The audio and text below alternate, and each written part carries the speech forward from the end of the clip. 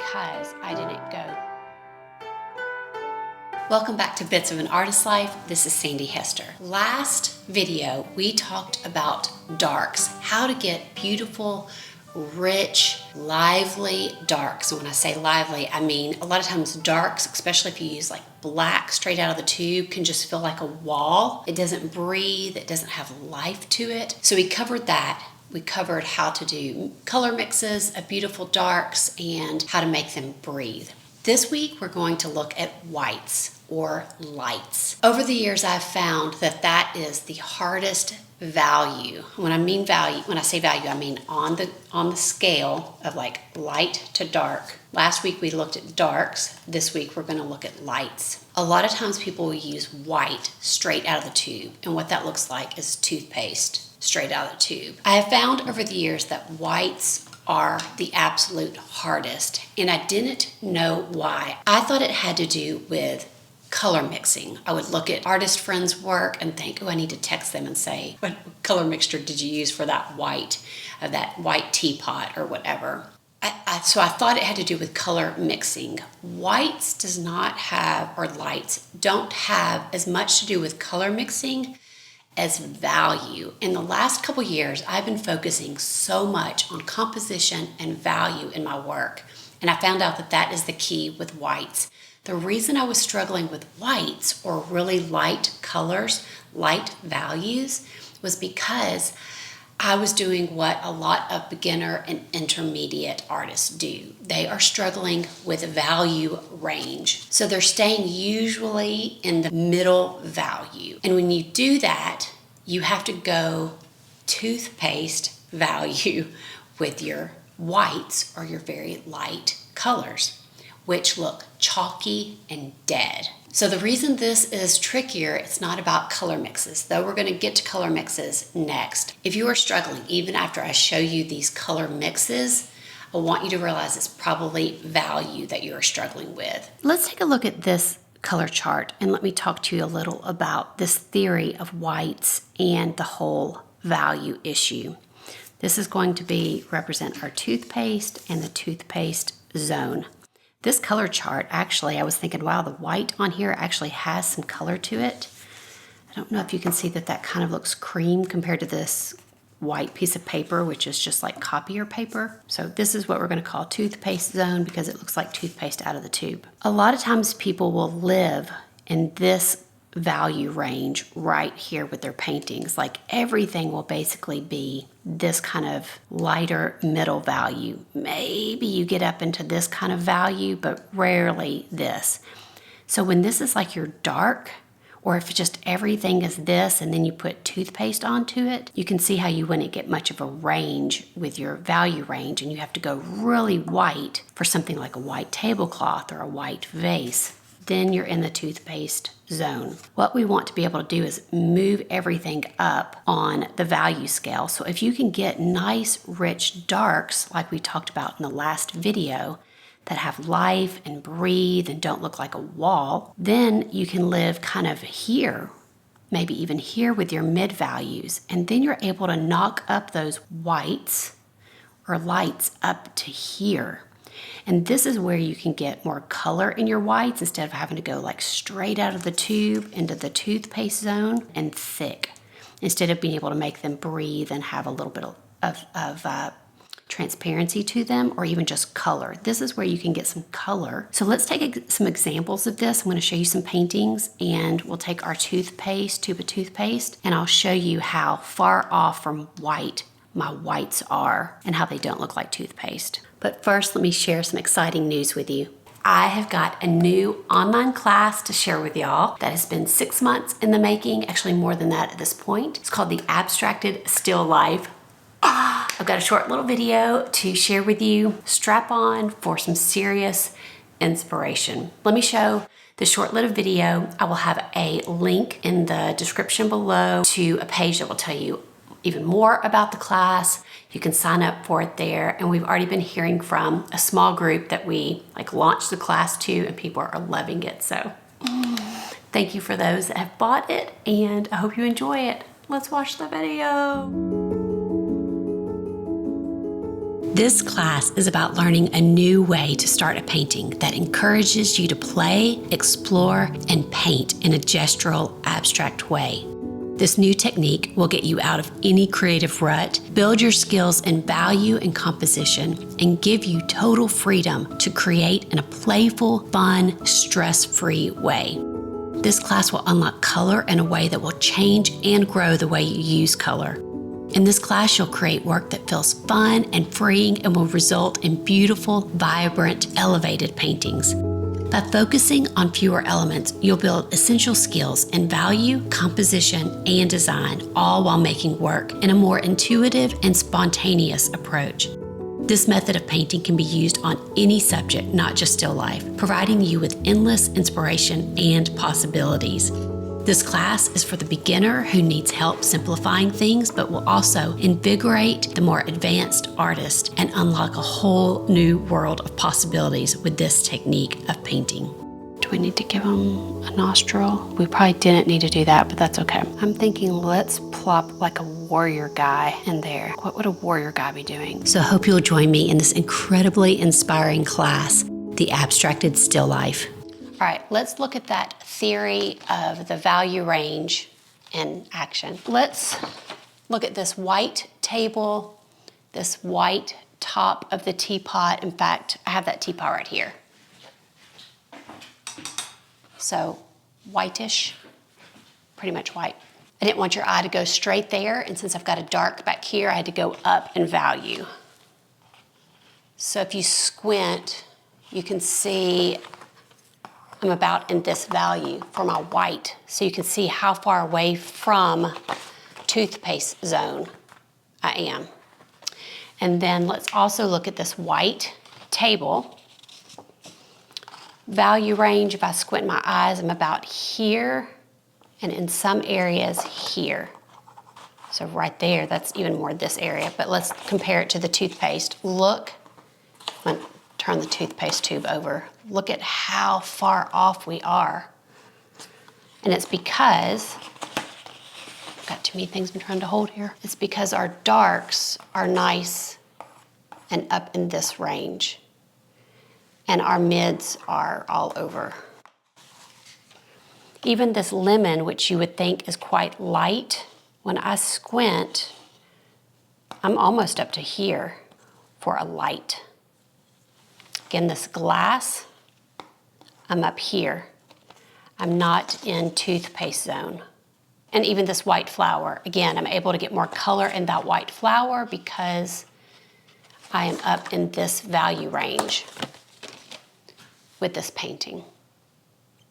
I did this painting from an older still life that I did over here, and I wanted to see if I could fix it and do better because this white table at times, in fact, I probably should fix this, bugs me. It's not quite in toothpaste zone, but you can see how it could have gone up in value. This is a little bit better value, and even in here on the edges. Okay, let's look at a couple more examples.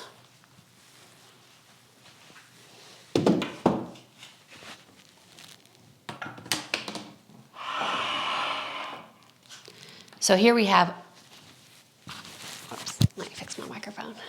Here we have a much whiter table in some sense. It may look whiter just because there's more of it. Let's put our toothpaste tube over in the lightest area. Quite a difference in value. So I am around here in my lightest light. And you can see I've got yellows and pinks and blues. This is my lightest, and then over here for shadowish area for my white, I'm able to go all the way up to this range with my white.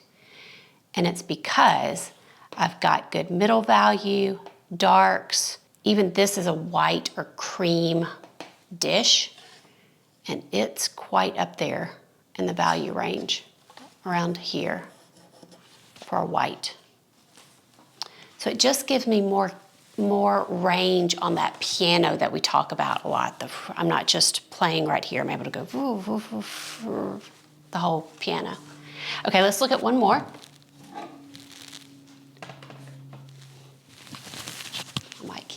misbehaving. All right, so we've got skin tone values, quite light skin tone values, and then look at the darks. I mean, even this dark hair, dark eyes, dark eyebrows, it's not crazy town dark. For my darkest dark, I'm somewhere probably around this value range, and then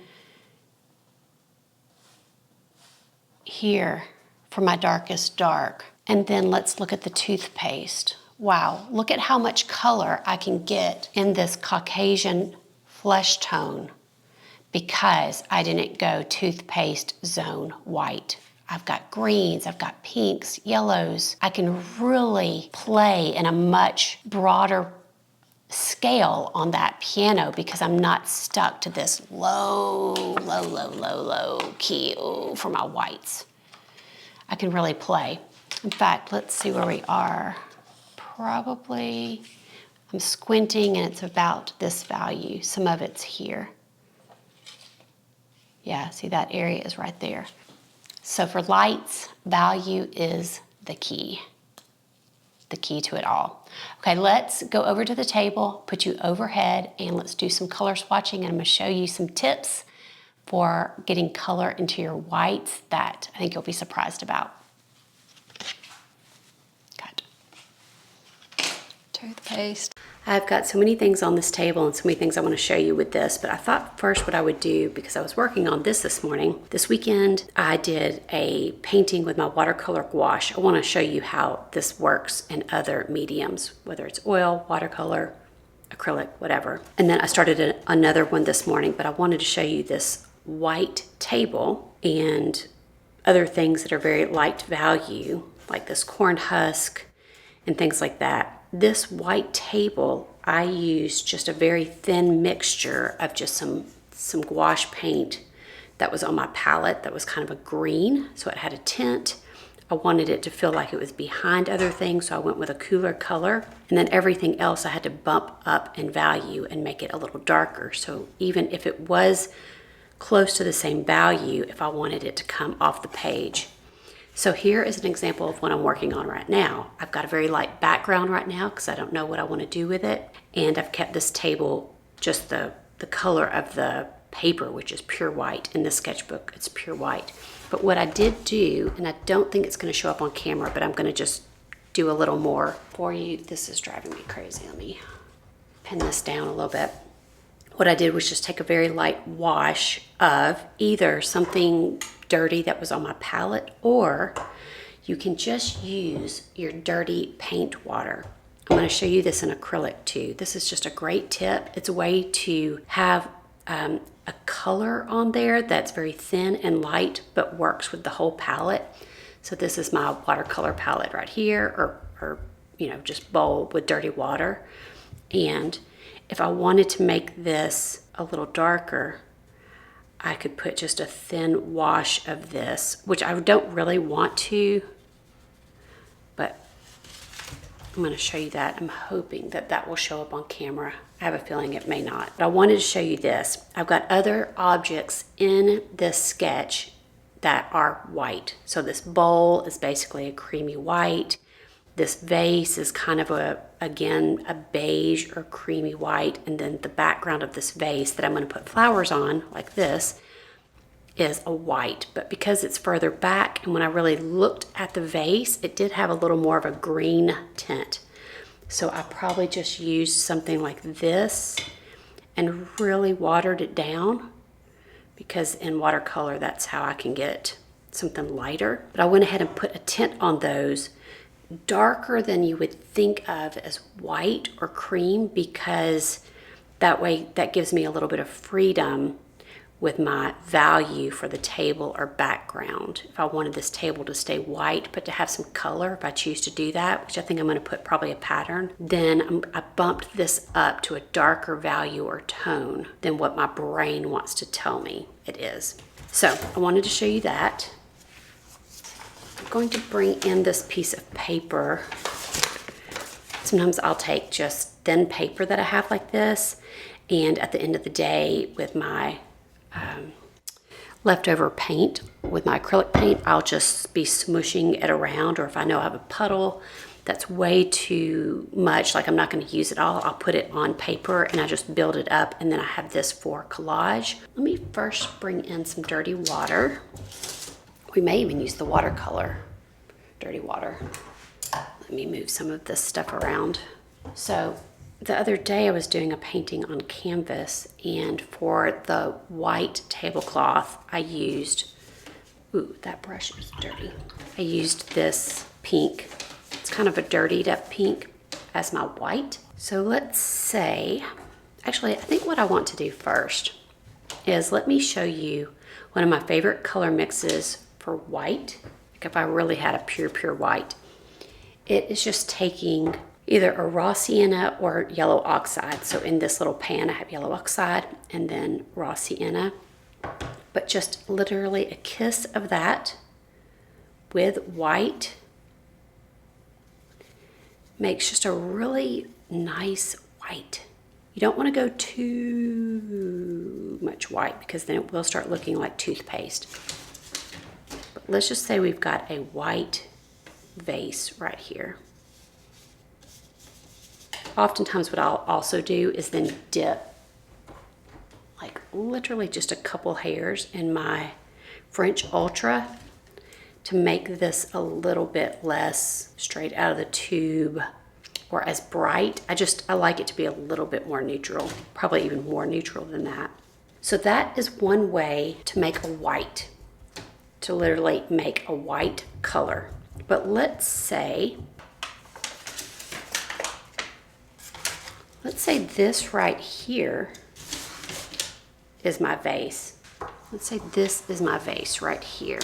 And I want it to actually look lighter. So you could either take your white paint, or to make that lighter, you make the surrounding color around it darker.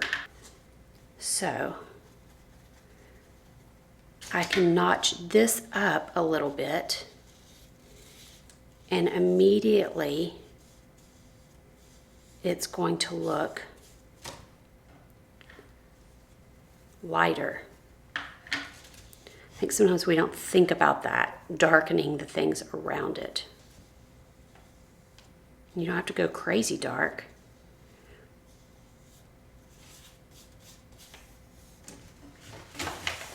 I mean, that was just some weird leftover mark on that paper, but it looks like a shadow on that vase.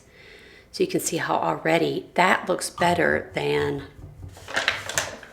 this toothpastey white. But let's say I really wanted that to even look brighter, whiter. Let's see, let's not go too dark. Then I could, again, make this around it darker. And that's going to make it look even whiter. So that's one of the ways that you can do it. I also wanted to show you using our dirty paint water. So this water looks probably quite dirty, but it's actually not terribly dirty because I've only been painting a little bit this morning. And usually I have a full day of dirty paint water here. So one of the things that you can do is use your dirty paint water to, I'll just dip it in the white. I'll go dunk and then dunk it in my dirty paint water. And I immediately have a white that isn't as white, and it will work well with the rest of the colors on my palette. That's not terribly dark or dirty, so you probably can't even see that, but it's not white out of the tube. There's a nice tint to it. Let me show you with, this is a little dirty. Let's use this. This is my watercolor. Let's see what that does. I need more of a palette. Yeah, that kind of has a nice little bit of a pink to it. Dirty water is a good tool. Both of these aren't crazy dirty because I just started painting this morning. Actually, this is leftover from the other day. So let's use it. This is quite dirty, I think. Yes, ooh, that's nice.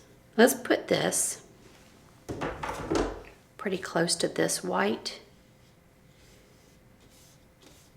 And it's just nice because it's not straight out of the tube, glaring white. It's got some color to it and a little bit of life.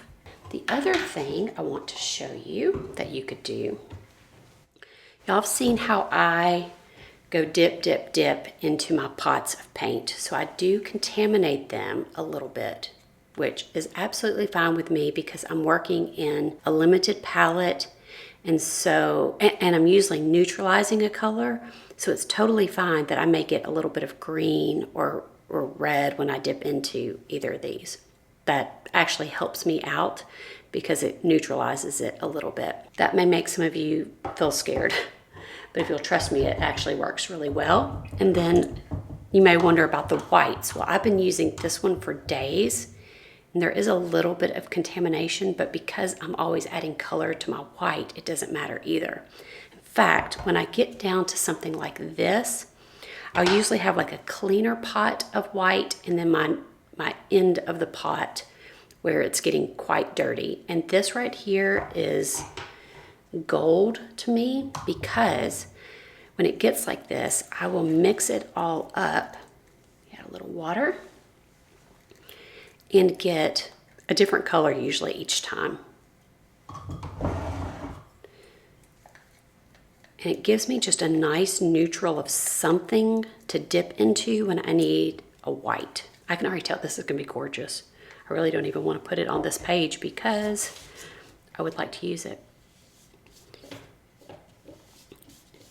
Usually it comes out even darker than this. So I'm wondering if on film it's going to show, but it looks like kind of a dirty pink, but it's not as crisp as this. So that's a nice tip. And then when this dries, it will be a little bit darker than this, but it's a nice kind of dirty pink. But this with my dirty water is my favorite. That is, to me, the best thing that I could do. Is just dipping it. And again, this goes for your watercolor or acrylic or oils. I use these techniques for all of the mediums that I use. You know, I could dip in this dirty water right here, which I think is actually acrylic, but I don't care, that's fine. And as soon as I put it in that white, you can tell what color that was. And it just helps me out to not be toothpaste white, even in watercolor or gouache. This is drying up so beautifully right here, that dirty water that we used. And I think this pot looks beautiful. So I literally could take just this dirty water and paint my white tablecloth to give myself some color and some life, and it's gonna sing with everything else on there because all the colors are mixed in here. You can also see I've already plopped in some of my white flowers, and I used some of the dirty water there to just get those shapes in, and I may have to adjust the value of that depending on what I do with this background. If I make that really dark, I may have to make these even darker so they don't pop too much and bring all of your attention right there. So it's all about value and thinking about that. So I'll get something in, whether it's watercolor and gouache like this or an acrylic painting, and then just have to adjust it. But I know that I didn't want it as white as the paper. So I'll have those there, and then I can just kind of keep building them up as I work on this today. Here's the finished painting, and I just love how it turned out. You can see I majorly changed the value of the background, made it much darker. I think it works really well. And this is watercolor, collage, and gouache. You can see the orange there from the previous sketch. I just added an orange there. And you can also tell the tablecloth I made pink. I made it just a little bit darker, so then I think that bowl and that vase pop. I do think collage is so helpful with working on value and composition. I think it just really gives you some freedom to play and to try to figure out what's going on. Okay, this pink that I showed you that I made yesterday. That is the white that I used on this painting, and I put it on very, very thin for this ground. I just covered the entire thing. Then you can see for this white vase, I've used another kind of dirty-ish color. And again, for this white vase, white plate, and I've just changed those colors up. I don't think I'm done with this. This tangent right here, that going straight through there is bugging me, so I'm going to bring this red down a little bit. But other than that, it's done. The white flowers, you can see, because I wanted this to read as the white tablecloth, those still read as white flowers. So I think that's a good example because there's a lot of color in these whites. And here is, well, actually, I think this changed up a little bit. Yesterday it was a little bit different. I brought in a sturdier table. I had basically a big board balanced on something and had it loaded down. I thought, okay, this is getting dangerous, but I'll just put a whole bunch of stuff on the table like this. But you can see the white-ish vase back there with the stripes, and this white plate, white bowl, white vase back there, all of that. I thought of one other way that I wanted to show you how to paint white. I was looking at a painting that I did over my mantle, and I thought, oh yeah, I forgot about that. So actually, let's take our mucky white that we talked about. I'm going to do this to get it up in the brush. I'm not going to paint it super thick. Let's act like this is a tablecloth, and I'm going to paint a table, not a table, a plate. This is one way that you could do it. Paint it kind of thin, and if you need to do another layer, then that's fine after this dries, but you can use basically white or even just a dirtied up white, and we're going to let that dry, but basically the underneath is shining through. So I also did some paint, some colors right here, kind of dark flesh color, and then let's do the same thing. And it's kind of that concept of like lightening, no, I was going to say like lightening it up, but more like layering. So let's say you did that, then you'll have those colors shining through. This isn't quite dry yet, and I'm trying to decide if I should put another layer. I think for the sake of time, I'm not going to do another layer, but what I'm going to do is act like that pattern, or that plate, what's wrong with my words? Whew, has like a pattern on it. And what happens is as you build this plate up, say it's got, I don't know, some kind of decorative something all the way around it. Like that. Then you put your fruit on there, make an orange really quick. And obviously I would normally like let the paint dry. But what I want you to see is that your brain then would not notice like that pattern going through. Let's add some grapes maybe. I'm just doing this super quick. Anyways, you can see how that would be white, but you would get some see-through and you get some texture with that. And again, this is happening also over here. I could do another layer on this face if I wanted to. I probably shouldn't have done that if I was going to show you some more things, but let's just, should we just kind of build a face really quick maybe? I don't know, let's say, then you can just kind of build it up. Let's just do this super quick. I should not have put that other layer on that. That kind of messed things up. I'm not thinking too much either. I'm just plopping some stuff.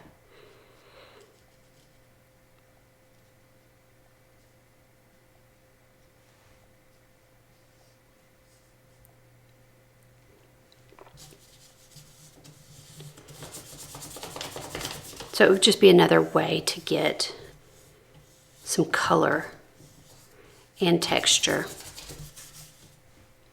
That is obviously not a very good face, but you get the point. Of another way to layer. I'm going to let this dry and then I will show it to you But I thought of that a few minutes ago and wanted to show that to you. Okay, this is not dried completely yet, but enough for you to see how this concept works and how that still reads as white, and you get color and texture that you wouldn't normally have expected. So that's a wonderful way to do it. And then look at our lady here also. Now she could use a little more work, but the same concept is there, and you may like this way of working with just putting a wash over some really bright colors and being a little more free and loose. But I could keep working into that and make her look really cute. But even little things like this, so that was my original color that went over into the hair, and that has added shadow that I would not have normally like just painted if I was just painting it. So, okay, another way to get white. I hope now you'll be aware of like your toothpaste colors and working on your value scale. If you are finding these videos helpful, entertaining, enjoyable, all of those things, would you make sure to subscribe and also ring the bell, because I've been hearing from a lot of you that you're not getting notified about my new videos. In fact, some people are like, oh, you're back on. And I'm like, no, I've been here. But they've not been getting notified. So make sure to ring that bell, then YouTube will notify you.